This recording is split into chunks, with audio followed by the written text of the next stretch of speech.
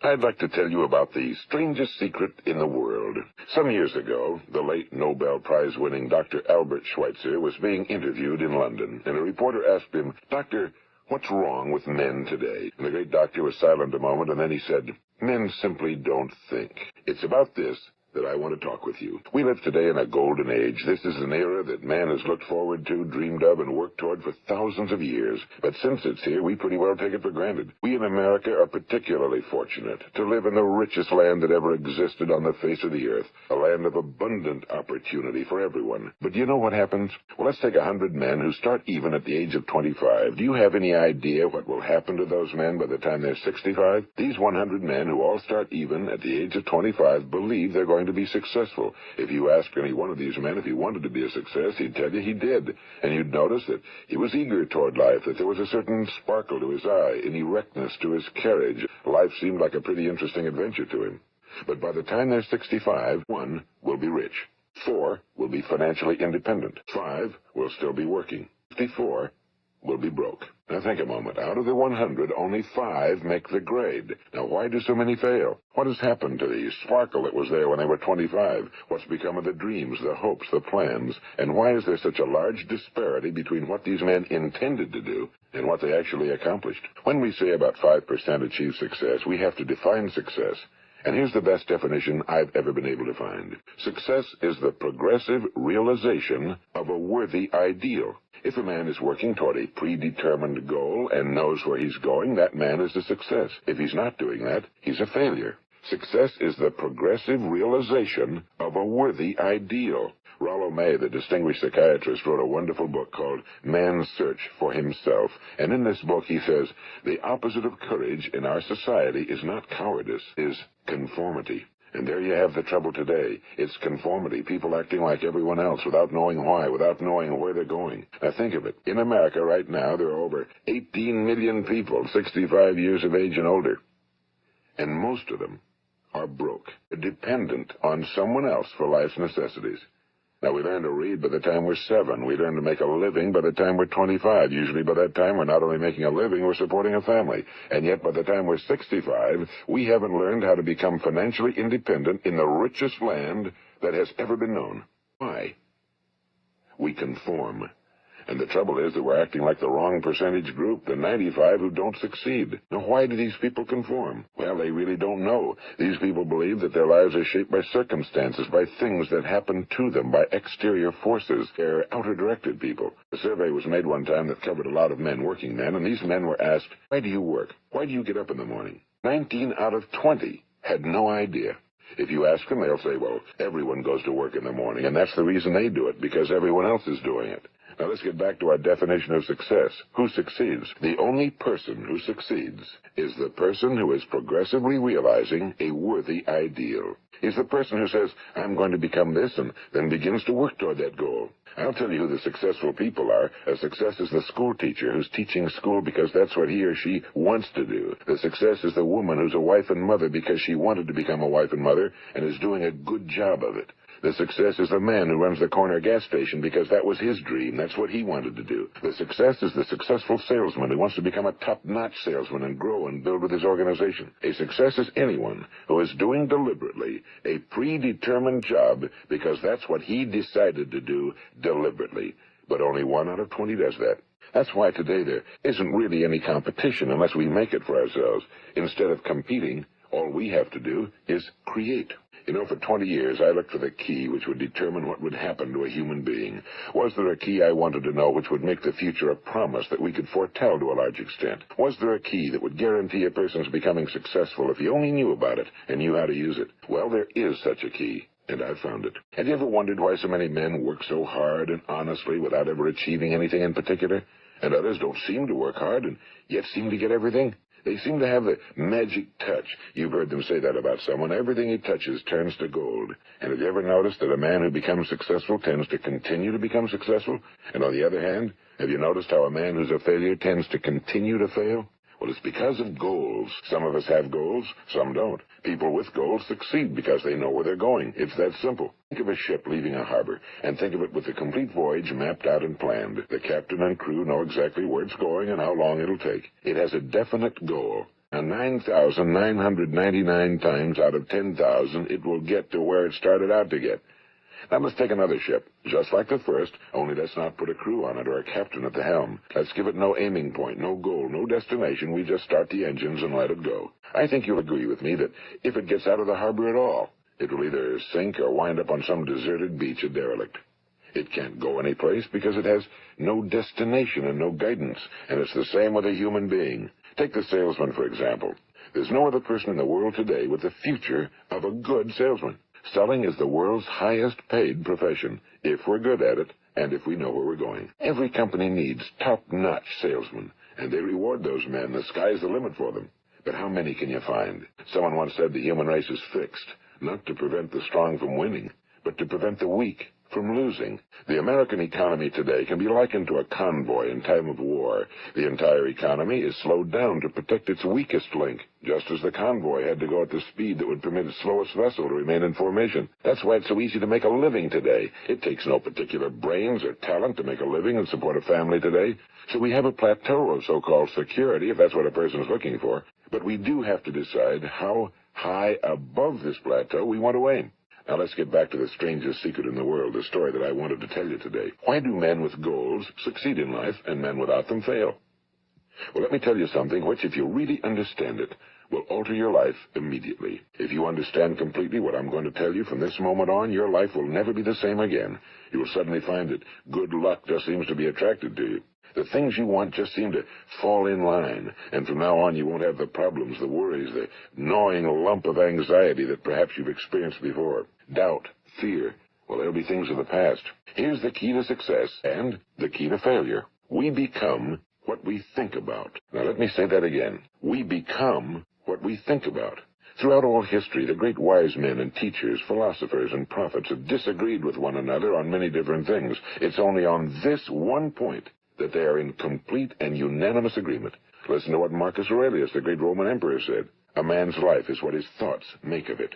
Disraeli said this, everything comes if a man will only wait. I've brought myself by long meditation to the conviction that a human being with a settled purpose must accomplish it, and that nothing can resist a will that will stake even existence for its fulfillment. Ralph Waldo Emerson said this, a man is what he thinks about all day long. William James said, the greatest discovery of my generation is that human beings can alter their lives by altering their attitudes of mind. And he also said, we need only in cold blood act as if the thing in question were real, and it will become infallibly real by growing into such a connection with our life that it will become real. It will become so knit with habit and emotion that our interest in it will be those which characterize belief.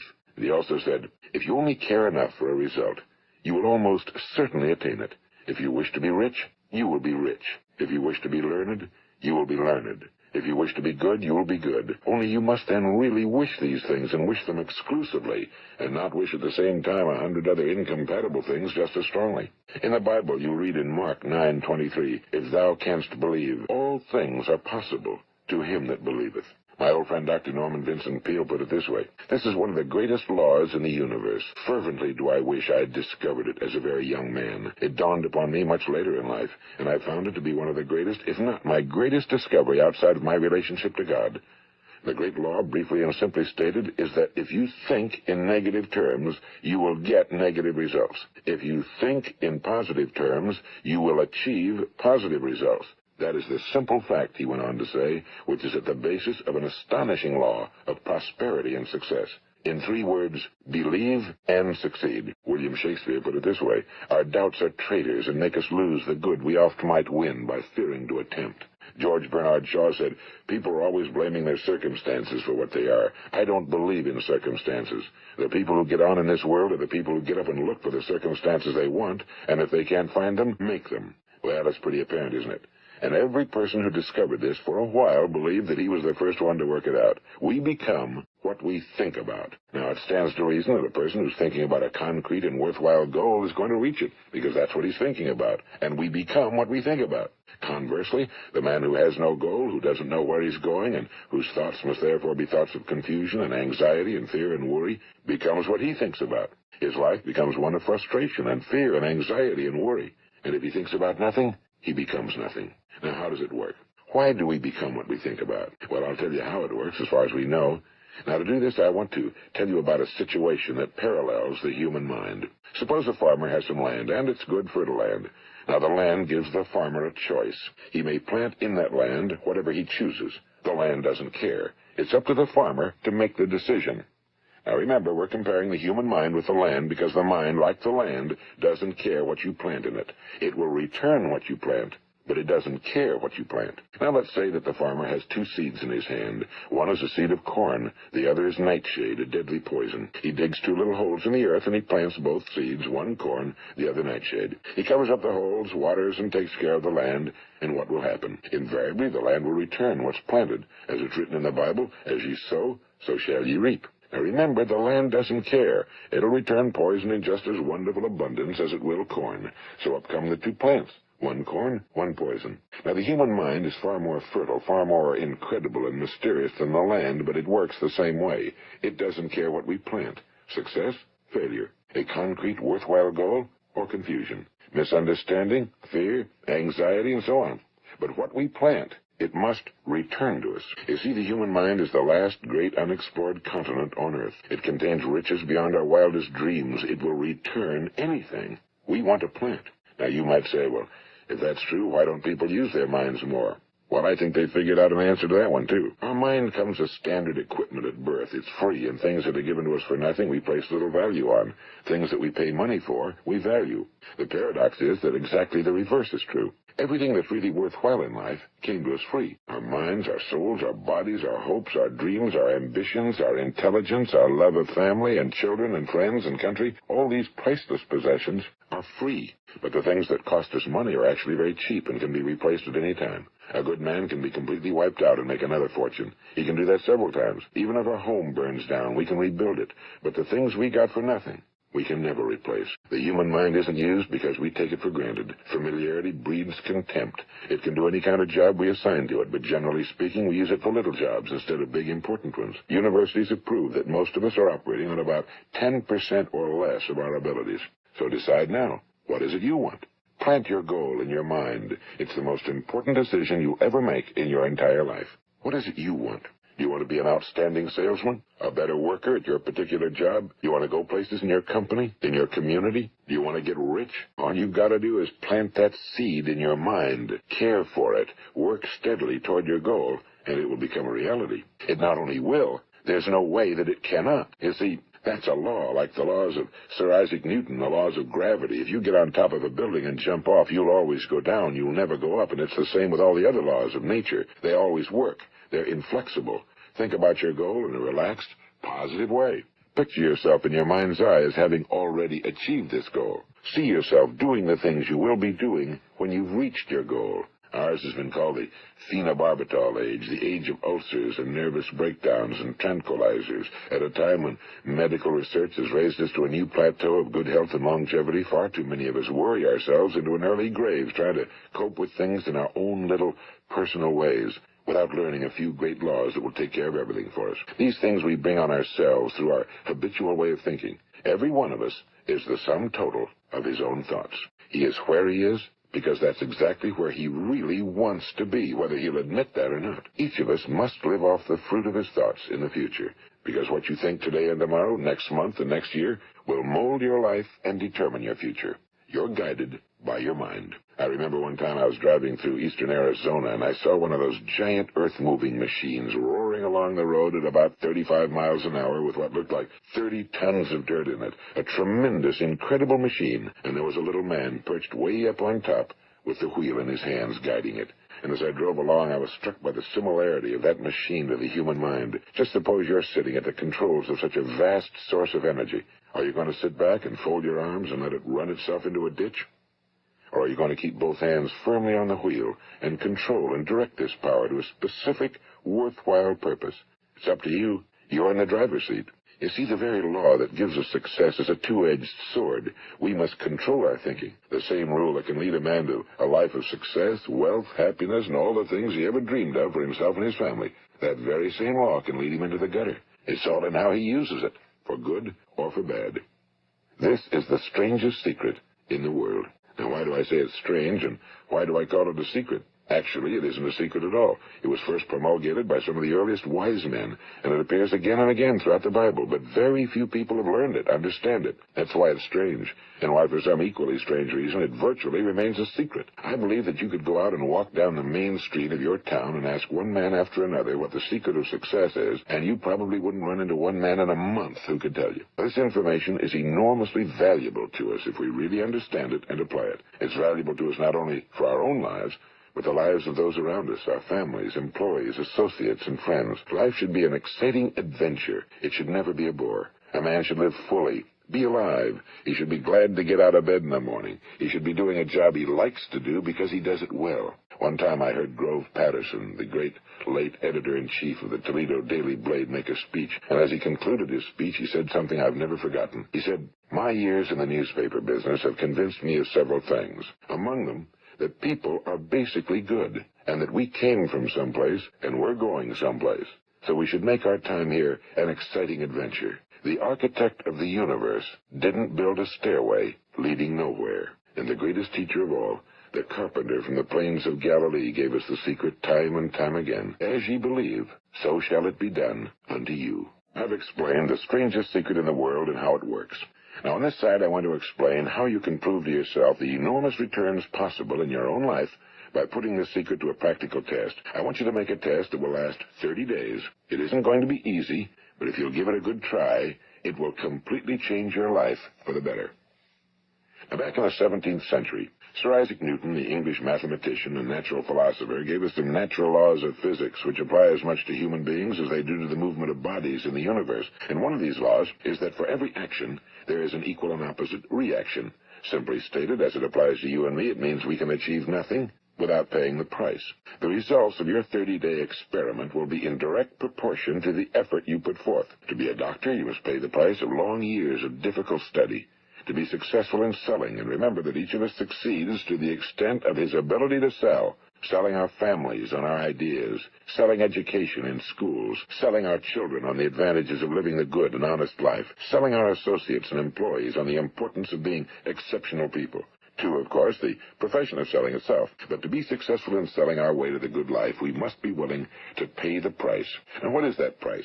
Well, it's many things. First, it's understanding emotionally, as well as intellectually, that we literally become what we think about, that we must control our thoughts if we're to control our lives. It's understanding fully that as ye sow, so shall ye reap. Second, it's cutting away all fetters from the mind and permitting it to soar as it was divinely designed to do. It's the realization that your limitations are self-imposed and that the opportunities for you today are enormous beyond belief. It's rising above narrow-minded pettiness and prejudice. And third, it's using all your courage to force yourself to think positively on your own problem, to set a definite and clearly defined goal for yourself, to let your marvelous mind think about your goal from all possible angles, to let your imagination speculate freely upon many different possible solutions, to refuse to believe that there are any circumstances sufficiently strong to defeat you in the accomplishment of your purpose, to act promptly and decisively when your course is clear, and to keep constantly aware of the fact that you are, at this moment, standing in the middle of your own acres of diamonds, as Russell Conwell used to point out. And fourth, save at least 10% of every dollar you earn. It's also remembering that no matter what your present job, it has enormous possibilities if you're willing to pay the price. Now let's just go over the important points in the price each of us must pay to achieve the wonderful life that can be ours. It is, of course, worth any price. 1. You will become what you think about. 2. Remember the word imagination and let your mind begin to soar. 3. Courage. Concentrate on your goal every day. 4. Save 10% of what you earn. And 5. Action. Ideas are worthless unless we act on them. Now, I'll try to outline the 30-day test I want you to make. Keep in mind that you have nothing to lose by making this test and everything you could possibly want to gain. There are 2 things that may be said of everyone. Each of us wants something, and each of us is afraid of something. I want you to write on a card what it is you want more than anything else. It may be more money. Perhaps you'd like to double your income or make a specific amount of money. It may be a beautiful home. It may be success at your job. It may be a particular position in life. It could be a more harmonious family. Each of us wants something. Now write down on your card specifically what it is you want. Make sure it's a single goal and clearly defined. You needn't show it to anyone, but carry it with you so that you can look at it several times a day. Think about it in a cheerful, relaxed, positive way each morning when you get up. And immediately you have something to work for, something to get out of bed for, something to live for. Look at it every chance you get during the day and just before going to bed at night. And as you look at it, remember that you must become what you think about, and since you're thinking about your goal, you realize that soon it will be yours. In fact, it's yours really the moment you write it down and begin to think about it. Look at the abundance all around you as you go about your daily business. You have as much right to this abundance as any other living creature. It's yours for the asking. Now we come to the difficult part. Difficult because it means the formation of what is probably a brand new habit, and new habits are not easily formed. Once formed, however, it will follow you for the rest of your life. Stop thinking about what it is you fear. Each time a fearful or negative thought comes into your consciousness, replace it with a mental picture of your positive and worthwhile goal. And there'll come times when you'll feel like giving up. It's easier for a human being to think negatively than positively. That's why only 5% are successful. You must begin now to place yourself in that group. For 30 days, you must take control of your mind. It will think about only what you permit it to think about. Each day for this 30-day test, do more than you have to do. In addition to maintaining a cheerful, positive outlook, give of yourself more than you've ever done before. Do this knowing that your returns in life must be in direct proportion to what you give. The moment you decide on a goal to work toward, you're immediately a successful person. You are then in that rare and successful category of people who know where they're going. Out of every 100 people, you belong to the top 5. Don't concern yourself too much with how you're going to achieve your goal. Leave that completely to a power greater than yourself. All you have to do is know where you're going. The answers will come to you of their own accord and at the right time. Remember these words from the Sermon on the Mount, and remember them well. Keep them constantly before you this month of your test. Ask, and it shall be given you. Seek, and ye shall find. Knock, and it shall be opened unto you. For every one that asketh receiveth, and he that seeketh findeth, and to him that knocketh it shall be opened. It's as marvelous and as simple as that. In fact, it's so simple that in our seemingly complicated world, it's difficult for an adult to understand that all he needs is a purpose and faith.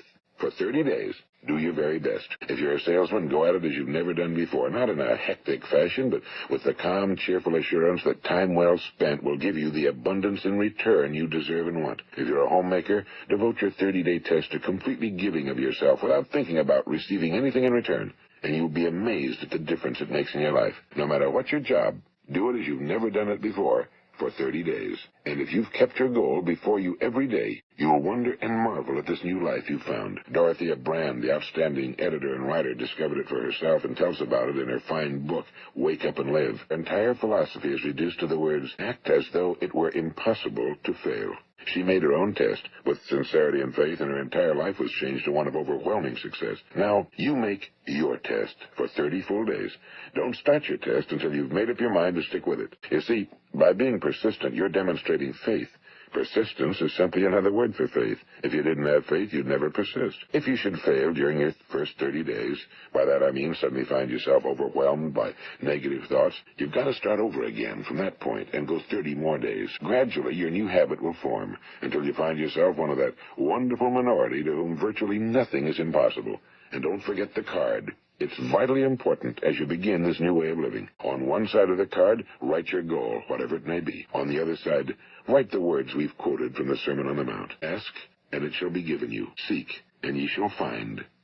Knock, and it shall be opened unto you. Nothing great was ever accomplished without inspiration. See that during these crucial first 30 days, your own inspiration is kept at a peak. And above all, don't worry. Worry brings fear, and fear is crippling. The only thing that can cause you to worry during your test is trying to do it all yourself. Know that all you have to do is hold your goal before you. Everything else will take care of itself. Remember also to keep calm and cheerful. Don't let petty things annoy you and get you off course. Now, since making this test is difficult, some will say, why should I bother? Well, look at the alternative. No one wants to be a failure. No one really wants to be a mediocre individual. No one wants a life constantly filled with worry and fear and frustration. Therefore, remember that you must reap that which you sow. If you sow negative thoughts, your life will be filled with negative things. If you sow positive thoughts, your life will be cheerful, successful, and positive. Now, gradually, you'll have a tendency to forget what you've heard on this recording. Play it often. Keep reminding yourself of what you must do to form this new habit. Gather your whole family around at regular intervals and listen to what's been said here. You know, most men will tell you that they want to make money without understanding the law. The only people who make money work in a mint. The rest of us must earn money. This is what causes those who keep looking for something for nothing or a free ride to fail in life. The only way to earn money is by providing people with services or products which are needed and useful. We exchange our time and our product or service for the other man's money. Therefore, the law is that our financial return will be in direct proportion to our service. Now, success is not the result of making money. Making money is the result of success, and success is in direct proportion to our service. Most people have this law backwards. They believe that you're successful if you earn a lot of money. The truth is that you can only earn money after you're successful. It's like the story of the man who sat in front of the stove and said to it, "Give me heat, and then I'll add the wood." How many men and women do you know, or do you suppose there are today, who take the same attitude toward life? There are millions. We've got to put the fuel in before we can expect heat. Likewise, we've got to be of service first before we can expect money. Don't concern yourself with the money. Be of service. Build, work, dream, create. Do this, and you'll find there's no limit to the prosperity and abundance that will come to you. Prosperity, is founded upon a law of mutual exchange. Any person who contributes to prosperity must prosper in turn himself. Sometimes the return will not come from those you serve, but it must come to you from someplace, because that's the law. For every action, there is an equal and opposite reaction. As you go daily through your 30-day test period, remember that your success will always be measured by the quality and quantity of service you render, and money is a yardstick for measuring this service. No man can get rich himself unless he enriches others. Now, there are no exceptions to a law. You can drive down any street in America and from your car estimate the service that's being rendered by the people living on that street. Had you ever thought of this yardstick before? It's interesting. Some, like ministers and priests and other devoted people, measure their returns in the realm of the spiritual. But again, their returns are equal to their service. Once this law is fully understood, any thinking person can tell his own fortune. If he wants more, he must be of more service to those from whom he receives his return. If he wants less, he has only to reduce his service. This is the price you must pay for what you want. If you believe you can enrich yourself by deluding others, you can end only by deluding yourself. It may take some time, but just as surely as you breathe, you'll get back what you put out. Don't ever make the mistake of thinking you can avert this. It's impossible. The prisons and the streets where the lonely walk are filled with people who tried to make new laws just for themselves. We may avoid the laws of man for a while, but there are greater laws that cannot be broken. An outstanding medical doctor recently pointed out 6 steps that will help you realize success. 1. Set yourself a definite goal. 2. Quit running yourself down. 3. Stop thinking of all the reasons why you cannot be successful and instead think of all the reasons why you can. 4. Trace your attitudes back through your childhood and try to discover where you first got the idea you couldn't be successful, if that's the way you've been thinking. 5. Change the image you have of yourself by writing out a description of the person you would like to be. And 6. Act the part of the successful person you have decided to become. The doctor who wrote those words is a noted West Coast psychiatrist, Dr. David Harold Fink. Do what the experts since the dawn of recorded history have told you you must do. Pay the price by becoming the person you want to become. It's not nearly as difficult as living unsuccessfully. Make your 30-day test, then repeat it again, and each time it will become more a part of you until you'll wonder how you could ever have lived any other way. Live this new way, and the floodgates of abundance will open and pour over you more riches than you may have dreamed existed. Money? Yes, lots of it. But what's more important, you'll have peace. You'll be in that wonderful minority who lead calm, cheerful, successful lives. Start today. You have nothing to lose, but you have a whole life to win. This is Earl Nightingale, and thank you.